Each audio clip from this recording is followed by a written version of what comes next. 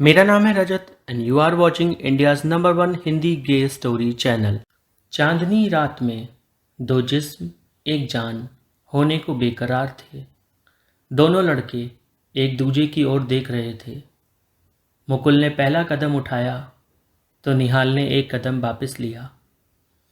मुकुल जल्दी से निहाल को अपनी बाहों में कस लेना चाहता था। चांद की चांदनी में दूध सा चमकता निहाल का जिस्म मुकुल को उसकी तरफ बेतहाशा खींच रहा था। मुकुल दीवानों की तरह निहाल को प्यार करना चाहता था, पर निहाल तो जैसे घबरा सा रहा था। मुकुल ने भाग के निहाल को अपने सीने से लगा लिया। दोनों जिस्म प्यार की आग में जल रहे थे। निहाल ने मुकुल के कान में कुछ बोला और मुकुल तुरंत पीछे हटा। मुकुल अपने घर की छत की तरफ भागा और वहां से नीचे चला गया अपने घर में। मुकुल का दिल जोरों से धड़क धक धक धक कर रहा था। आखिर ऐसा क्या कह दिया निहाल ने मुकुल के कान में। मुकुल और निहाल दोनों बचपन से दोस्त थे। वो कहते हैं ना, चड्डी बड्डी वाले, वैसे ही। निहाल ने तो मुकुल की चड्डियां भी पहनी थीं। यहाँ तक कि अब इस उम्र में जहाँ दोनों जवान हो चुके हैं, उनके बीच एक दूसरे का कुछ भी छिपा नहीं था। दोनों एक दूसरे के रोम रोम से वाकिफ थे। निहाल थोड़ा गंभीर स्वभाव का था, वहीं मुकुल चंचल स्वभाव का था। मुकुल को निहाल पसंद था, पर किस तरह से ये वो मुकुल को बताए, ये वो जानता ही नहीं था। और निहाल ठहरा कुछ ना सोचने वाला, या फिर सोच के कुछ ना बोलने वाला। एक रोज़ मुकुल निहाल के घर आया और उसे ज़ोर ज़ोर से आवाज़ दे रहा था। निहाल की मम्मी बोली, बेटा, वो आज रोहित के साथ बाहर गया है। ये सुनते ही मुकुल के चेहरे के भाव बदल गए। ऐसा लगा जैसे किसी ने उसका कुछ छीन लिया हो, पर फिर भी वह शांत रहा। निहाल की मम्मी को लगा कि मुकुल चला गया, पर मुकुल तो चुपके से निहाल के कमरे में जा पहुंचा। वो वहां कुछ देर बैठा रहा, इधर उधर देखता रहा। फिर निहाल की चीज़ों को हाथ लगाना उसने शुरू कर दिया। उसने निहाल की अलमारी खोली। अलमारी में निहाल के काफ़ी सारे कपड़े थे। उसमें से उसने निहाल की फेवरेट लाल रंग की शर्ट निकाली और उसकी खुशबू सूंघने लगा। मुकुल पागल हो उठा। ऐसा लग रहा था जैसे कि उसे कोई नशा सा हो गया है। मुकुल ने निहाल की शर्ट के बटन्स खोले और धीरे धीरे उस शर्ट में खुद को यहाँ वहाँ छूने लगा। और फिर उसने शर्ट बिस्तर पे बिछा दी और उसके ऊपर लेट गया। अपने आप को उस शर्ट में कैसे छिपा लिया उसने, पता ही नहीं चला उसे खुद। उसे ऐसा लग रहा था जैसे वो निहाल की बाहों में छिपा हुआ है। मुकुल खुद को ऐसे प्यार कर रहा था जैसे निहाल उसको प्यार कर रहा हो। वो इस सब में ये ही भूल गया कि उसने कमरे का दरवाज़ा नहीं लगा रखा है।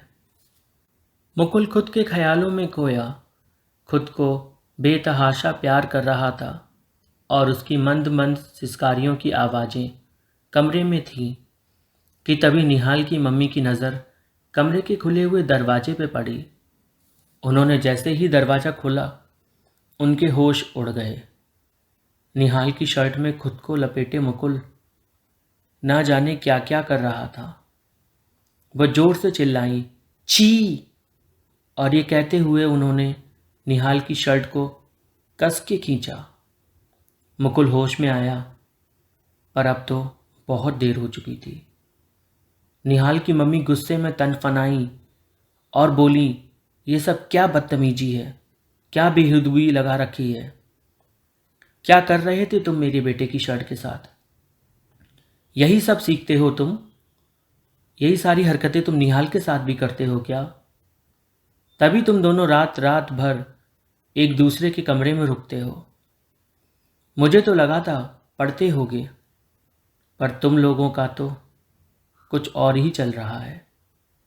आने दो निहाल को, आज बताती हूँ मैं तुम दोनों को।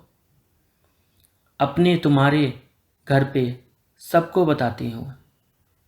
मुकुल ने निहाल की मम्मी के पैर पकड़ लिए और बोला, आंटी, ऐसा कुछ नहीं है जैसा आप समझ रही हो। हमारे बीच आज तक कुछ नहीं हुआ। प्लीज़ आप मेरे घर वालों को ना बताओ कुछ भी, वरना वो मुझे मार डालेंगे। निहाल की माँ बोली, ये सब तो ये करने के पहले सोचना था ना, अब सोच के क्या फ़ायदा। तुमने ये सब कहाँ से सीखा? जरूर अपने घर में किसी को ऐसा करते देखा होगा। मुकुल बोला, आंटी, ऐसा कुछ भी नहीं है, ये सब नेचुरल फीलिंग्स हैं। मुझे निहाल के लिए फीलिंग्स आती हैं, पता नहीं उसको आती हैं या नहीं, कह नहीं सकता। इतना सुनते ही निहाल की माँ ने मुकुल के पापा को फ़ोन लगा दिया और फ़ोन पर शुरू हो गई उनके साथ। कुछ ही देर हुई थी निहाल की मम्मी को मुकुल के पापा को फ़ोन किए हुए। थोड़ी ही देर में मुकुल के पापा वहाँ पर आ गए और निहाल की मम्मी उनसे बात करने लगीं। वो ज़ोरों से हल्ला कर रही थी और वो शांति से उन्हें समझाने का प्रयास कर रहे थे। ये सब चल ही रहा था कि निहाल अपनी ट्यूशन से वापस आ गया। उसने देखा मुकुल के पापा को अपनी माँ से बात करते हुए। उसने जानने की कोशिश की तो उसकी माँ निहाल पर ही भड़क पड़ी। निहाल चुपचाप शांत होकर खड़ा हो गया। निहाल ने जानने की कोशिश की कि आखिर क्या हुआ। वो सीधे मुकुल की तरफ गया। ये देखते ही उसकी माँ ने उसे पीछे से खींच लिया, जिससे वो ज़मीन पर गिर गया। निहाल की माँ ने उसके सर के बाल पकड़े और उससे कहा, बता क्या चल रहा है तुम दोनों के बीच? मुझे अंधेरे में रख के एक दूसरे के साथ रंगरलियाँ बनाई जा रही हैं। निहाल गुस्से में उठा और बोला, आपका दिमाग तो सही है, क्या बोले जा रही हो आप? कभी सोचा भी है कुछ बोलने से पहले? आप बताइए अंकल, क्या बात है? मुकुल के पापा बोले, बेटा, तुम्हारी मम्मी का कहना है कि तुम और मुकुल एक रिलेशनशिप में हो। वो इतना बोले ही थे कि निहाल की माँ बीच में कूद पड़ी और बोली, रिलेशनशिप माय फुट, ऐसे गंदे रिश्तों को कोई नाम नहीं होते। मुकुल चुपचाप खड़ा था। निहाल भी कुछ बोला ना। मुकुल के पापा ने निहाल से पूछा, बेटा, क्या तुम दोनों एक दूसरे को प्यार करते हो? सच बताना, झूठ मत बोलना, क्योंकि झूठ के पाँव ज़्यादा लंबे नहीं होते। निहाल ने उनकी तरफ देखा और फिर अपनी माँ की तरफ देखा। उनका गुस्से से तपता चेहरा उसकी आंखों के सामने था।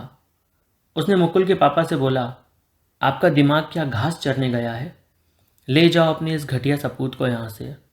साला गंदगी, वैसे ये कर क्या रहा था यहाँ? निहाल की माँ ने फिर उसे सारी बात बताई और निहाल कमरे में गया। उसने बेडशीट और शर्ट उठाई, दोनों को ज़मीन पे डाला और उसमें आग लगा दी और बोला, तेरी छुई हुई चीज़ मैं दोबारा हाथ तक ना लगाऊं। चल निकल यहाँ से, कहकर उसने मुकुल को धक्का दिया। मुकुल के फादर ने निहाल के कस के कान के नीचे बजाया और बोला, स्टे इन योर लिमिट्स। वो मेरा बेटा है और हमेशा रहेगा। दुनिया खिलाफ है तो क्या? क्या वो जीना छोड़ दे या तुमने जीना छोड़ दिया? तुमने तो राह ही बदल ली। मैं एक साइकोलॉजिस्ट हूँ, इसलिए मुझसे कुछ नहीं छिपा सकते तुम। ये कहकर मुकुल को लेकर वो चले गए। मुकुल पूरे रास्ते बस अपने पापा के बारे में सोच रहा था। वो खुद से बोल रहा था कि मुझे तो अंदाज़ा भी नहीं था कि मेरे पापा इस तरह मुझे सपोर्ट करेंगे। घर पहुंचकर मुकुल अपने कमरे में चला गया। उसकी माँ को उसके पिता ने सब कुछ बता दिया।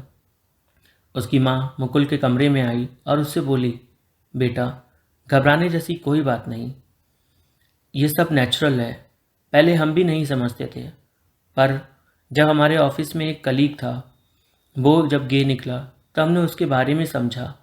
उसके बारे में समझकर हमें सब कुछ समझ में आया कि ये कम्प्लीटली नेचुरल है। तुम घबराओ नहीं, बिल्कुल भी नहीं, हम तुम्हारे साथ हैं। अब ये बताओ, क्या निहाल तुमसे प्यार करता है? मुकुल ने बोला, हाँ, वो करता है, शायद, या नहीं, कह नहीं सकता। उसी रात निहाल चुपके से मुकुल की छत पे आया और उसने मुकुल को आवाज़ दी, चांदनी रात में दोनों लड़के एक दूसरे को देख रहे थे कि तभी निहाल ने मुकुल के कान में कुछ कहा और मुकुल वहाँ से वापस अपने घर भाग गया। निहाल ने मुकुल से कहा कि मैं तुमसे बहुत प्यार करता हूँ, पर मेरी माँ हम दोनों को कभी एक नहीं होने देगी, और उन्होंने मुझसे कहा है कि मैं तुमसे सारे रिश्ते तोड़ दूँ, पर मैं ऐसा नहीं करना चाहता। इसलिए हम आज से नहीं मिलेंगे, और तुम्हें मेरी कसम है, तुम कभी मेरी तरफ पलट के मत देखना। हम कुछ सालों बाद एक साथ जरूर होंगे, ये मेरा तुमसे वादा है। और ये कहकर निहाल भी अपने घर वापस चला गया। कहानी अगर अच्छी लगी हो तो लाइक कमेंट शेयर ज़रूर करें और चैनल को सब्सक्राइब जरूर करें दोस्तों।